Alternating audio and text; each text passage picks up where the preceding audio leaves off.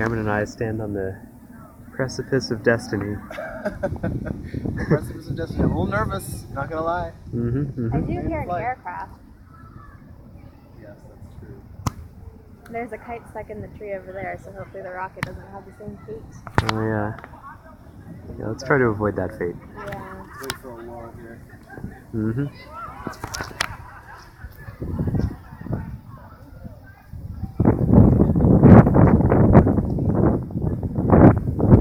It's... You still filming? Yeah, of course. I'll film through the launch. It's gonna be amazing. Okay, we are green for launch. Alright, I'm gonna try to capture it as it goes up. It's gonna be tough. Fair. Alright, Give us a countdown, James. T-minus 5, 4, 3, 2, 1. Ignition! Straight for the tree. It's over, it's coming this way. It's there. Nice!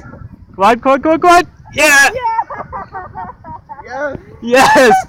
Yes! Yes!